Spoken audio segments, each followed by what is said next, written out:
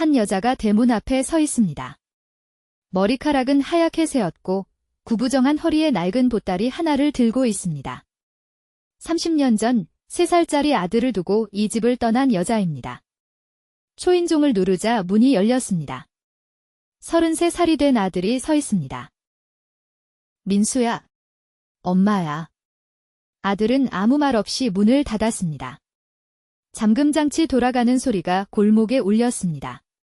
여자는 닫힌 문 앞에서 움직이지 못했습니다. 손에 쥔 낡은 봉투가 바람에 흔들렸습니다. 봉투 안에는 30년간 보내지 못한 편지가 들어 있었습니다. 단 한 통도 전달된 적이 없었습니다. 이 편지 속 진실을 알게 된 순간 아버지 정호는 마당에 주저앉아 땅을 칩니다. 1983년 겨울. 공장에서 야근을 마치고 돌아온 정호는 현관문을 열자마자 이상한 기운을 느꼈습니다. 집이 너무 조용했습니다. 3살짜리 민수는 거실 바닥에 앉아 블록을 쌓고 있었고 안에 영숙의 신발은 보이지 않았습니다. 영숙아. 대답이 없었습니다. 안방 옷장을 열었습니다. 텅 비어 있었습니다. 화장대 위에 메모 한 장이 놓여 있었습니다. 단 2글자. 미안합니다. 정호는 그 메모를 구기지도 찢지도 못했습니다. 손이 떨렸습니다. 민수가 아버지 바짓가랑이를 잡아당겼습니다. 아빠, 엄마 어디 갔어? 곧 와.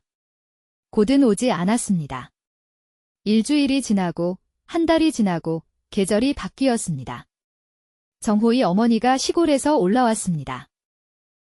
내가 처음부터 반대했잖아. 그 여자 집안이 어디라고. 어머니, 영숙이가 왜 갑자기. 왜는 뭔 왜야. 갈 사람은 가는 거야. 민수나 똑바로 키워. 정호는 더 이상 묻지 않았습니다. 버림받은 사람에게 이유는 사치였습니다. 그날부터 정호는 아버지이자 어머니가 되었습니다. 새벽 4시에 일어나 밥을 짓고 민수를 어린이집에 맡기고 공장으로 달렸습니다. 야근이 끝나면 밤 11시, 잠든 아이의 이불을 덮으며 이를 악물었습니다. 혼자서도 해낸다. 반드시. 이런 의미 있는 이야기를 더 많이 전하고 싶습니다. 구독과 좋아요가 큰 힘이 됩니다. 민수가 5살이 되던 해 어린이집 어버이날 행사에서 아이들이 카네이션을 만들었습니다. 2송이. 아빠 것과 엄마 것. 민수가 한 송이를 들고 정호에게 물었습니다. 아빠, 이거 엄마 거는 어디다 놔? 정호는 카네이션을 받아 주머니에 넣었습니다. 아빠가 갖고 있을게. 집에 돌아와 그 카네이션을 쓰레기통에 버렸습니다. 손등으로 눈을 문지르고 다시 부엌으로 갔습니다. 민수 저녁을 차려야 했습니다. 세월이 흘렀습니다. 민수는 자랐고 원망도 함께 자랐습니다. 초등학교 학부모 상담에 아버지가 오면 아이들이 수군거렸습니다. 중학교 졸업식에 엄마 자리는 비어 있었습니다. 고등학교 때 친구가 물었습니다. 엄마, 없어. 우리 버리고 갔어? 담담하게 말했지만 주먹은 주머니 안에서 떨고 있었습니다. 25, 민수가 중소기업에 취직한 날 정호가 소주 한 병을 사왔습니다.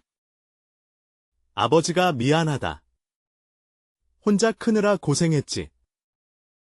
아버지가 왜 미안해요? 잘못한 사람은 따로 있잖아요. 그래. 정호는 잔을 비우고 창밖을 봤습니다. 눈이 내리고 있었습니다. 30년 전 그 겨울처럼. 민수는 30이 되어 결혼을 했고 32살의 딸이 태어났습니다. 아이를 안는 순간 가슴 한쪽이 칼로 베이는 것 같았습니다. 이렇게 작고 소중한 걸 두고 어떻게 떠날 수 있었을까? 원망이 분노가 되었습니다. 33살, 민수의 집 초인종이 울린 날, 문을 열자 하얀 머리에 노파가 서 있었습니다. 민수야. 순간 시간이 멈췄습니다. 얼굴은 기억나지 않았지만 목소리가 몸 어딘가에서 울렸습니다. 3살 때 자장가를 불러주던 그 목소리. 뭐 하러 왔어요? 한 번만 얼굴 보고 싶어서. 30년이요. 30년 동안 어디 있었는데 지금 와서 얼굴을 봐요? 영숙의 입술이 파르르 떨렸습니다. 말하고 싶은 게 산더미처럼 쌓여 있었지만 아들의 눈빛이 벽이었습니다. 차갑고 단단하고 높았습니다. 돌아가세요. 전 엄마 없이도 잘 살았어요. 문이 닫혔습니다. 영숙은 닫힌 문 앞에 한참을 서 있었습니다. 그리고 손에 들고 있던 낡은 봉투를 문틈 아래에 밀어 넣었습니다. 봉투를 발견한 건 민수의 아내 수진이었습니다. 현관 바닥에 놓인 누렇게 바랜 봉투. 열어보니 편지 한 장과 사진 한 장이 들어 있었습니다. 사진 속에는 갓난아기를 안고 환하게 웃는 젊은 여자가 있었습니다. 뒷면에 글씨가 적혀 있었습니다. 민수 100일, 1983년 봄. 여보, 이것 좀 봐. 뭔데? 현관에 있었어. 아까 그분이 넣고 간 것 같아. 민수는 편지를 집어 들었습니다. 편지지가 누렇게 발에 있었습니다. 글씨가 흔들렸습니다. 쓰는 사람의 손이 떨렸다는 걸 한눈에 알 수 있었습니다. 민수에게. 엄마가 매년 생일에 보낸 편지야. 한 통도 도착하지 않았을 거야.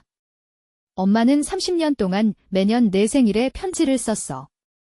보내지 못한 게 아니라 보냈는데 돌아왔어. 매번 반송됐어. 이유는 내 아버지에게 물어봐. 민수의 손이 멈췄습니다. 뭐라는 거야, 이게? 여보, 30년 동안 편지를 보냈는데 반송이 됐다고? 말이 돼? 민수는 봉투를 뒤집었습니다. 안에 더 있었습니다. 접힌 편지 5통, 모두 반송 도장이 찍혀 있었습니다. 수취인 부재, 수취인 거부, 주소 불명, 날짜가 선명했습니다. 1985년, 1990년, 1995년, 2000년, 2005년. 5해마다 한 통씩. 모두 같은 주소로 보내졌고, 모두 돌아왔습니다. 정호희 어머니, 할머니가 살아있을 때의 주소였습니다. 이게 대체? 민수는 전화기를 들었습니다. 아버지에게 전화를 걸었습니다. 아버지, 나 지금 가요. 물어볼 게 있어요. 무슨 일이야, 이 밤에.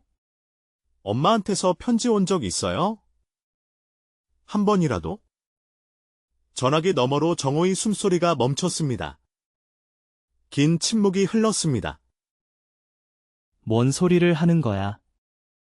민수가 아버지 집에 도착했을 때 정호는 거실에 앉아 있었습니다. 식탁 위에 소주병이 반쯤 비어 있었습니다. 아버지, 이거 봐요. 민수가 반송된 편지 5통을 식탁 위에 놓았습니다. 정호의 눈이 편지 위에 주소를 훑었습니다. 충남 서산. 어머니 집 주소였습니다. 이게 뭐야? 엄마가 보낸 편지예요. 할머니 집 주소로. 전부 반송됐어요. 영숙이가 편지를? 정호의 손이 편지를 집어 들었습니다. 1985년 민수 5살 생일. 정호는 편지를 펼쳤습니다. 정호 씨, 민수 잘 있지요? 오늘이 민수 생일이에요. 케이크는 사줬나요? 민수는 딸기 케이크를 좋아했어요. 기억하고 있지요? 매일 보고 싶습니다. 하지만 약속했으니까요. 이 편지도 돌아오겠지만 그래도 씁니다. 정호의 얼굴이 굳었습니다.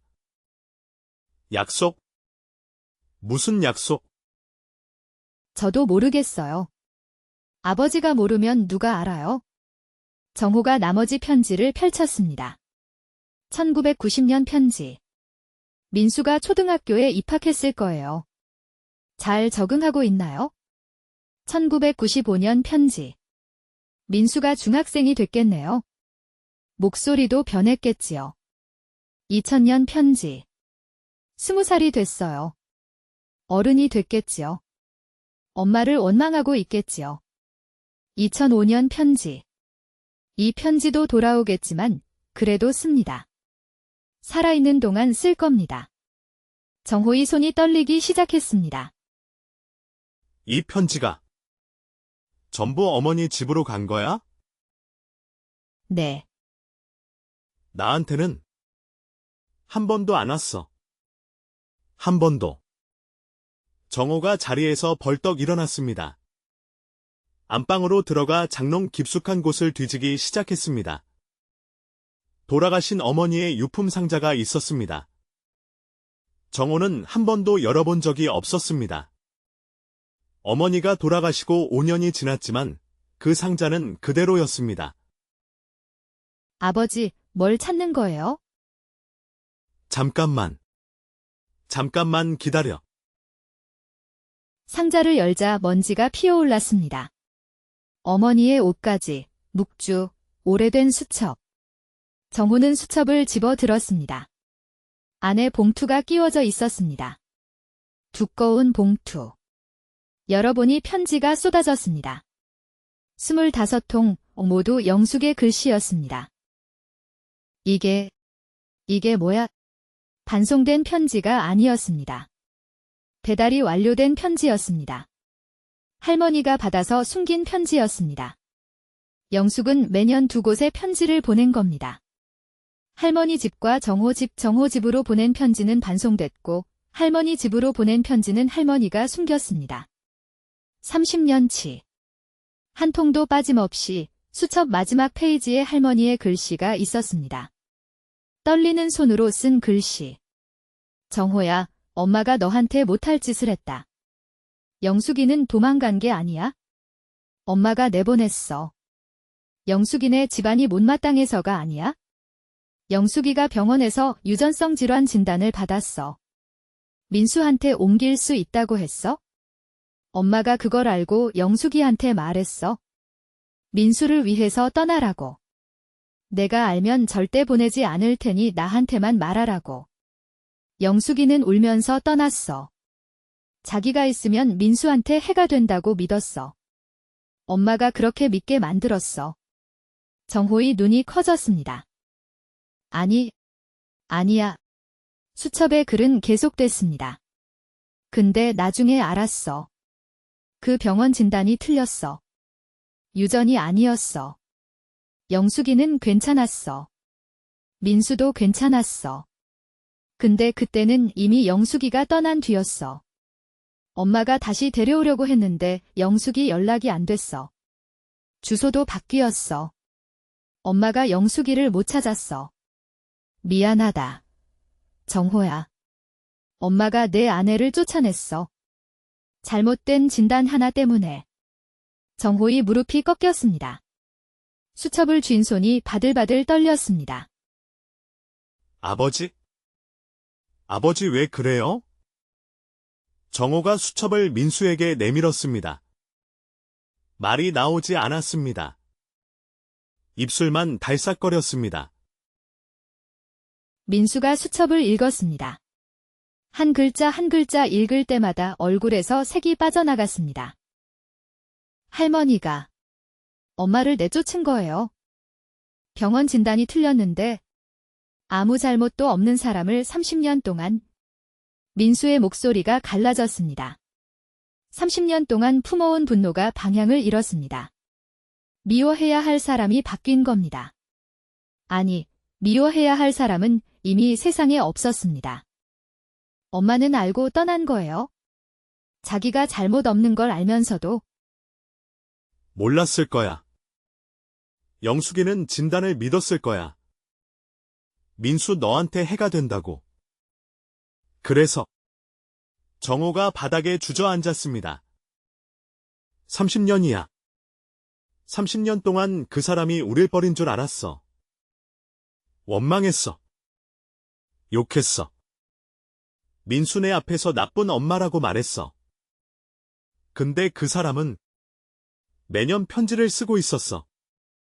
우리 아들 생일 때마다. 정호가 이마를 바닥에 대고 울기 시작했습니다. 소리 없는 울음이었습니다. 어깨만 흔들렸습니다. 민수는 그런 아버지를 처음 봤습니다. 평생 한 번도 우는 모습을 보여주지 않았던 사람이 바닥에 엎드려 울고 있었습니다. 아버지, 내가 찾았어야 했어.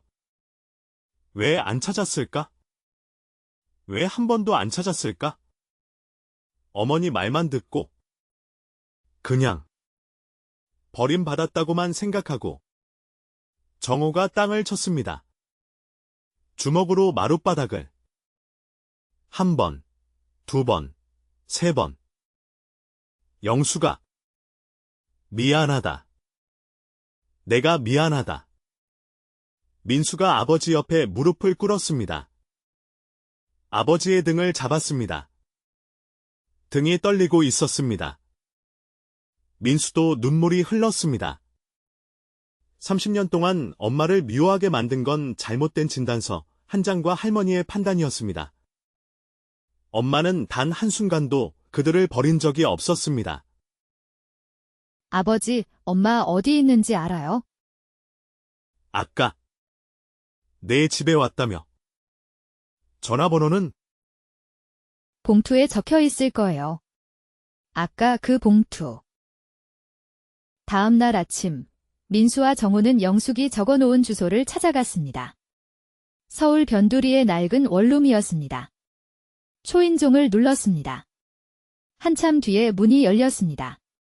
영숙이 서 있었습니다. 어제보다 더 작아 보였습니다.